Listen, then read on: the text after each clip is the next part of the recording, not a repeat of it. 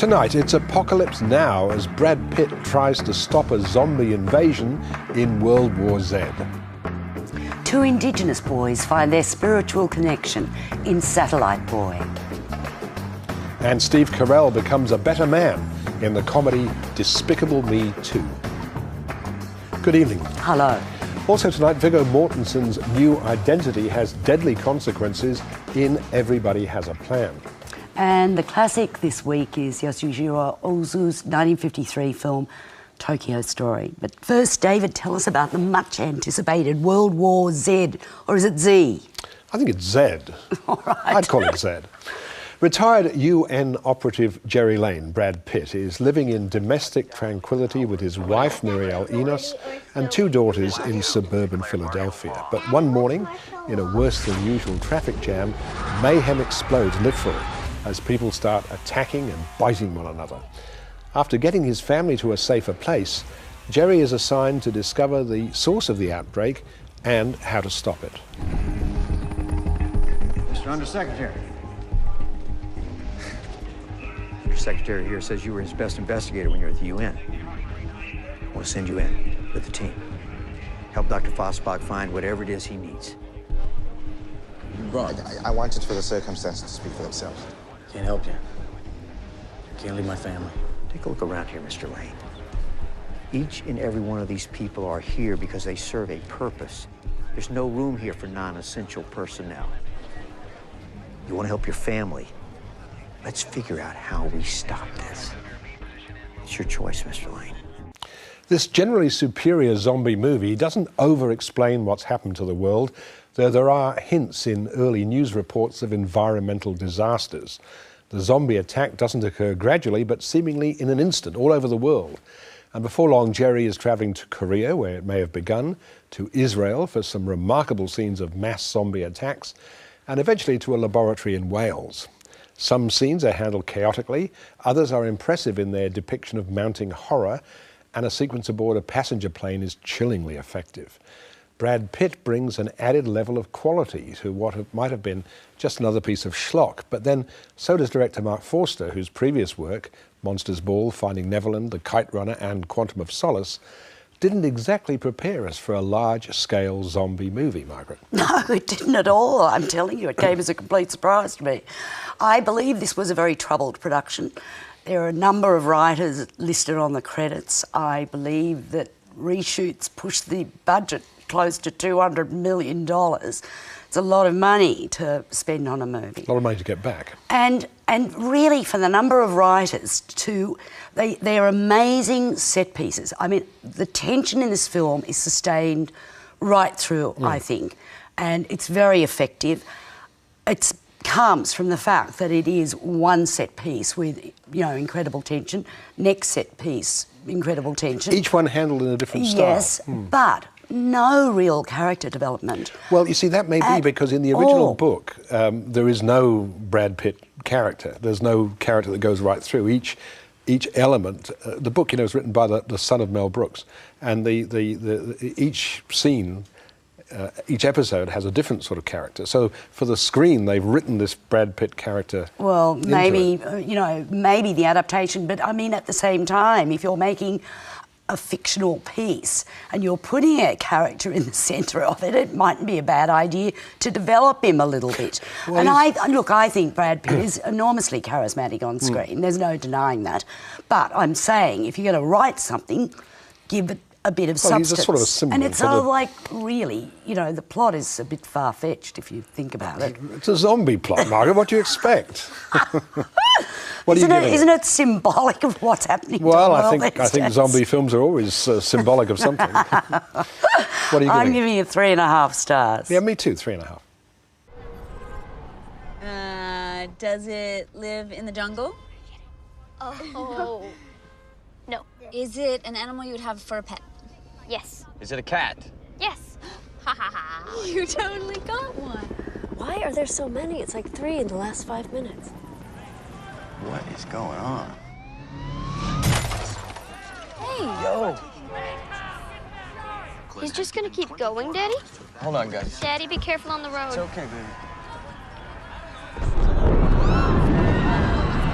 Jerry?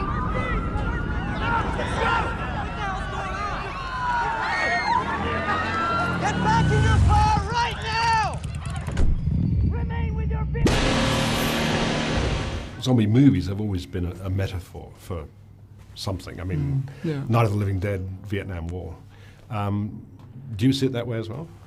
Yeah, I believe zombies are the best symbol or metaphor in cinema today, and I think there's so much. Obviously, everybody has their own interpretation of them, and but they were always very popular in a time of change. In the 70s, through Romero's time, when they obviously were a metaphor for consumerism and so on, and for the Vietnam War, and so there's many parallels. But today we're also living in a time of change, and I believe that a lot of people have a lot of fear of the future, and basically based on economics or environment and so on. And it's very easy for those movies to tap into the fear. They're almost a mirror to society. That's a scary thought. That was director Mark Forster talking about World War Z, which opens nationally this week. Indigenous films are the success stories of Australian cinema at the moment. Katrina Mackenzie's Satellite Boy may not be as exuberant as Brand New Day or The Sapphires, but it is just as heartfelt. At the beginning of the film, young Pete, Cameron Wallaby, emerges out of the landscape with his grandfather, Jagamurra, David Gulpilil. It's obvious that the boy is tuning out to Jagamurra's attempts to teach him the meaning, the feeling of the land. Pete's more interested in when his mother will be returning from her hospitality course to open a restaurant at the open-air cinema where they live. When Mom comes back, we gotta open up a big restaurant.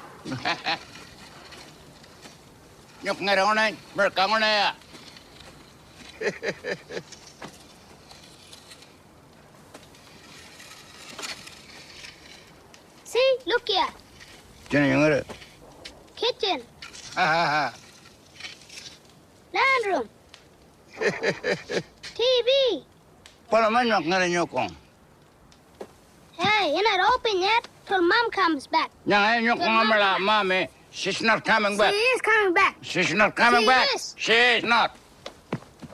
Where ended up, Wang Pam? Where ended up? That one out of you not garme. Ako ang araw niyo kayo. I can look after myself. Pete's mate, Calmaine, Joseph Pedley, is a bit of a tearaway, and when Pete learns that a mining company is planning to demolish his home, he and Calmaine head off to the town where the mining company is based to protest. Evading the police, they're forced into harsh territory. I'm gonna be an astronaut when I'm big. Cruise to stars, cruise to space. What? No restaurant? I thought you were saving the cinema for you and your mum. We're dead, cuz. Real black fella. I'm hopeless. Nah, we right.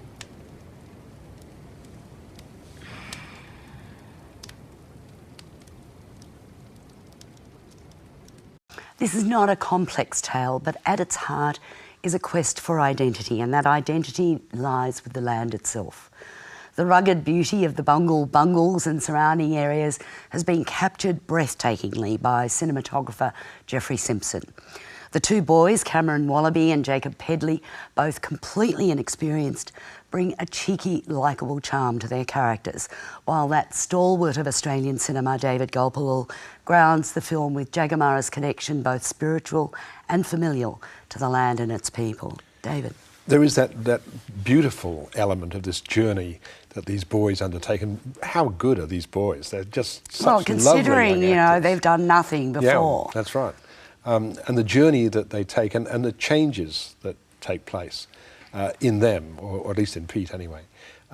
It's a lovely film. It's a very simple film in some ways, but also quite a deep film about country and so on. And that spiritual connection, the sky, the stars, that connection between what's up there and what's down here. Exactly. Yes. I think I don't know about you, but I had some problems with the character of the mother. Did you feel that too? No, not really. I felt that this was a woman who wants to leave behind the life that she's had and wants to forge a more prosperous life, maybe.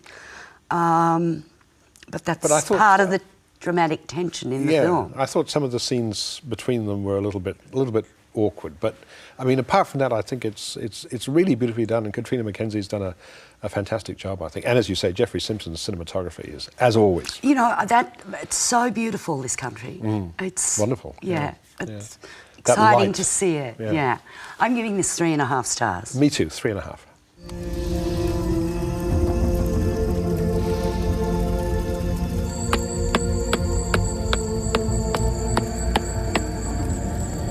Kene juga maraja. Kene juga ngarep ngambar apa nih?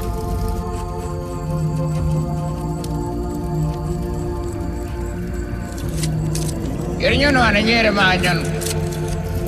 Kene gor menak kamdali apa dorong? Marang mana nyamja?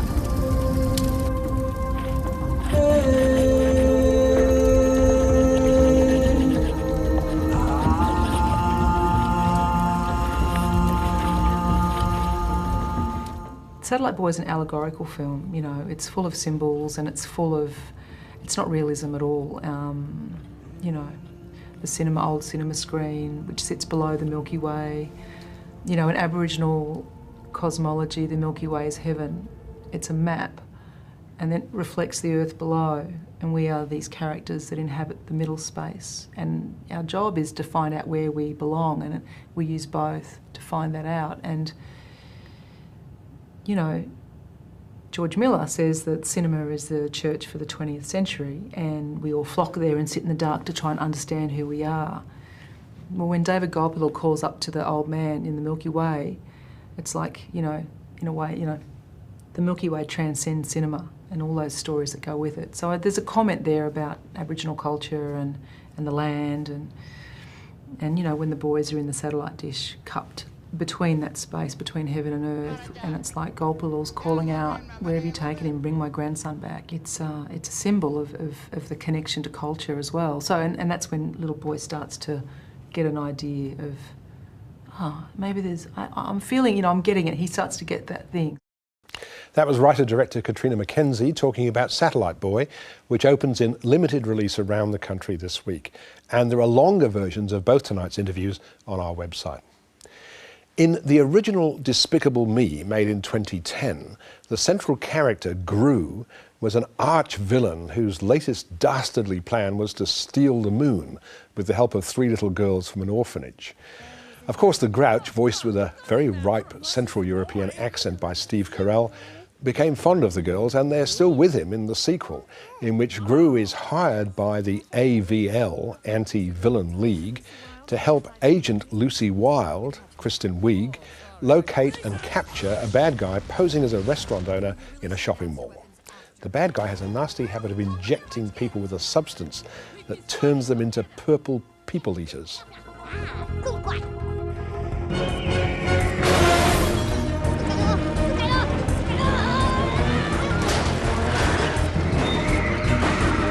Subtle.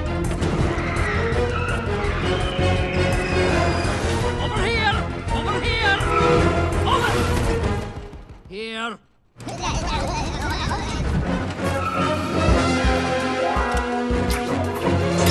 Hold tight.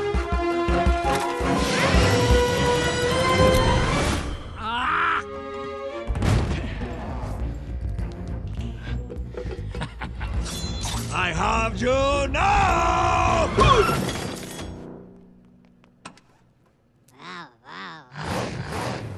This French-produced 3D animation is pretty much the mixture as before, though not as original as it was the first time around.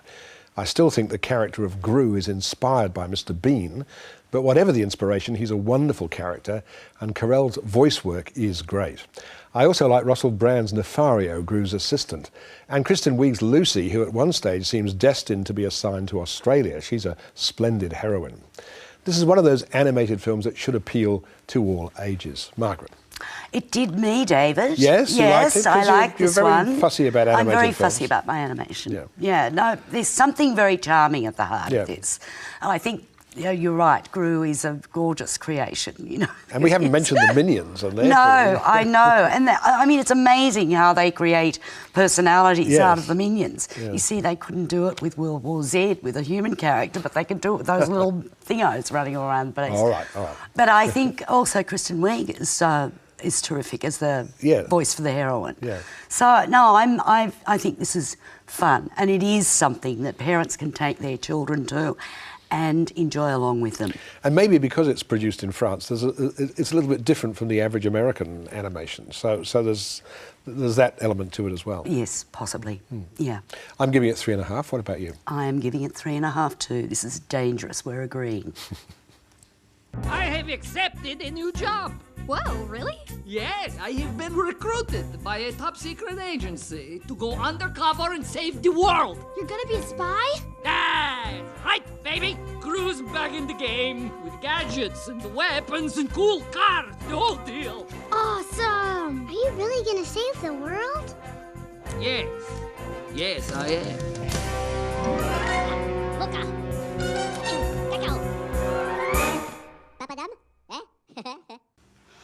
Despicable Me 2 opens everywhere this week. Our next film is Everybody Has a Plan. Argentine director Anna Peterberg's debut feature has Viggo Mortensen in the role of twin brothers, Augustin and Pedro. Augustin is a successful Buenos Aires doctor. Pedro never got out of their backwater river-dwelling life, where he works producing honey from his bees with the help of local girl Rosa, Sofia Gala. Despite his rewarding job and marriage, Augustin seems to be suffering from depression. When Pedro dies, Augustin decides to leave wife, career, his entire city life to return to his origins on the river, pretending to be Pedro. Y acá la gente se conoce. Y si vos andás con ese tipo, seguro sos la misma mierda. Así que no sabes nada del guacho ese, ¿no? No. No. Mire, si llega a saber alguna cosa de él, le pediría que nos cuente. Y si no quiere colaborar, le recomiendo que por respeto, hasta que se aclare lo de mi viejo, no venga más por acá. ¿Estamos? Bueno, muy bien.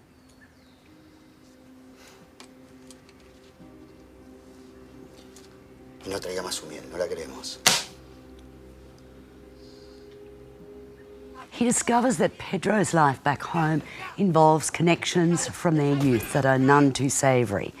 But the relationship with Rosa becomes more complex. ¿Eso te duele? No. Cuando llegues a casa, lávala bien con jabón blanco, ¿tenés? Después la envolves con un pañuelo limpio. Trata que no se te ensucie. Y si se pone más roja o se calienta, me avisas. ¿Sí?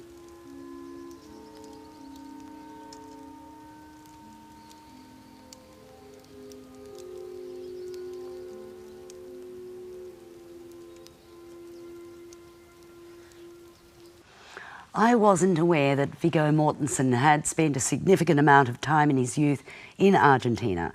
So his Spanish is convincing, but much of the rest of the film is not. I was scratching my head at the end, wondering what it was all about. The screenplay is bizarre, to say the least. So many unexplained occurrences, not least why Augustin would take on the role of his brother. There are no connecting dots here. There is a murder early in the film that is completely unexplained. Or did I miss something?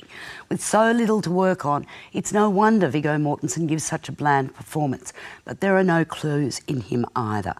This film's a bit of a mystery and not a particularly intriguing one. David, enlighten me. Well, I didn't find it a mystery at all. I don't quite understand why you didn't follow. I mean, it was all not maybe entirely believable, but certainly, I mean, it's a very classical plot of a man taking the place of someone who looks like him, in this case a twin, and then discovering that the person he's taken the place of is involved in some crime, like Jack Nicholson in The Passengers, the same story. Excuse me, you know, there are flashbacks to their youth and there are, you know, and there's no connecting link between those. Well, I think there is. No, there isn't, because he knows what he's going back into, actually. No, look, I think it's quite logical, and I think the things are explained, and the murder you refer to, if that's the scene I'm thinking of, is also quite explicable given the way. I mean, it's not very nice, but it makes sense.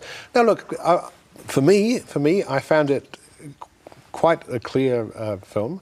As I say, not entirely a convincing one, but I thought Viggo Mortensen was very good. I thought some of the supporting actors were fine. I liked the setting, again, of this river. You like these, river settings, don't you? Well, I like unusual... The bayou, the mud. I like unusual settings, and I thought, it's not a major film, but I think it's quite impressive. Maybe I got this completely wrong. Maybe, I think and I'm willing to admit that, but I just felt there was nothing really holding this film together in terms of motivation. That's what I don't agree. I think for a first feature, I think it's really quite okay. What are you giving it? I'm giving it 2. I'm giving it 3.5.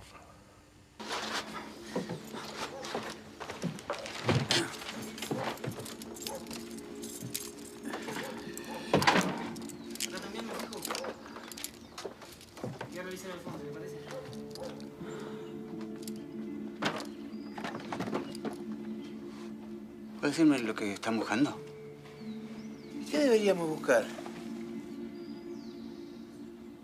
Everybody Has a Plan opens in limited national release next week. And now for the classic. It's generally accepted that Western film audiences discovered Japanese cinema in 1951 when Akira Kurosawa's Rashomon screened at the Venice Film Festival. A few years later, Tainosuke Kinugasa's Gate of Hell, photographed in glowing colour, also made an impact. Yasujiro Ozo's Tokyo Story was made in 1953, the same year as Gate of Hell, but it would be over a decade before it was screened in the West, mainly because Japanese film authorities believed that Ozu's work was too Japanese and therefore unexportable.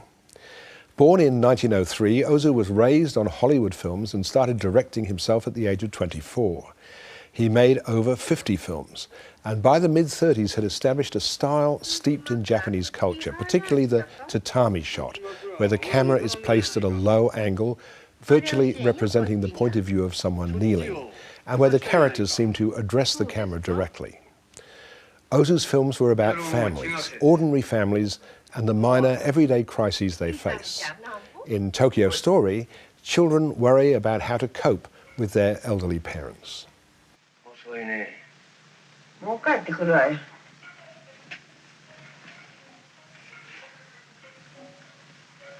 お父さんお母さんいつまで東京にいるのかしら。うん。何とも言ってないかね。うん、別に。ねえ兄さん。私考えたんだけど、ちょっと3000円ばかり出してくれない？なんだ。うん、私も出すのよ。2000円でいいかな。やっぱり3000円いるわね。どうするんだよ。うん、お父さんお母さん、兄さんち熱海やってあげたらどうかと思うのよ。うん。兄さんだって忙しいし、私もここのとこ講習会やなんかで手が開かないのよ。そうかって言ってそうそうのりこさんにも頼めないし。どう？うん、それはいいかもしれないね。熱海でいい宿屋知ってんの。見晴らしが良くてとっても安いの。それはいいじゃないか。Ozu and his screenwriter Kogo Noda were inspired by Leo McCarey's Make Way for Tomorrow when they made Tokyo Story, and like the American film, this is a gentle, subtle depiction of family life filled with understated detail. Late scenes between father and daughter-in-law are as affecting as anything the screen has given us, and the performances by actors who worked time and again with Ozu are simply flawless. Margaret. It's got a most gorgeous formalism about it that actually does give insight into the rather formal relationships between the generations in Japan at that time. Yeah. Because there's a lack of warmth. It's sort of like seems to be based on respect. And pride in the achievements. And a certain rigidity too. Yes. Yeah. And the other thing is that lovely relationship with the daughter-in-law who's, these children in Tokyo are too busy. Their lives are too busy to cope with their parents, and it's only the daughter-in-law that makes time for them and treats them beautifully. And it's, you know, the war hovers over it because the son has been killed in the war, and you realise that for Japan this was, you know, a terribly difficult time getting over that period, like it was for many other countries around the world. But Japan being a defeated country too, there's that element as well. Yes. But it's, you know, and those lovely transitions to, you know, scenes outside the home with that music overlay that, you know, before he comes back to, it's very beautiful. This is something Ozu did all the time. He punctuates these internal scenes with sort of abstract scenes almost of things outside on the street. Yes, I love his films. I love this film particularly. Let's have a look at this scene at the railway station. The parents are going home and the children are dealing with their departure. お父さん、あんまりお酒上がっちゃダメよ。いやあ、ゆうべは久しぶりに友達に会うたもんじゃけ。もう治りました。頭痛。ああ、もうええ。まあ、あんまり飲まんことですね。いやあ。でももう今度で懲りたでしょうよ。いやあ、どうもいろいろやっけはかけて、おかげで楽しかったよ。みんな忙しいのに。ほんまにお世話になって。でもみんなにも会えたし、これでもうもしものことがあってもわざわざ来てもらわんでもええけ。何お母さん、そんな心細いこと。まるで一生のお別れみたいに。ほんまよ。随分遠いんじゃもんの。Oh, David, that daughter is not gentle.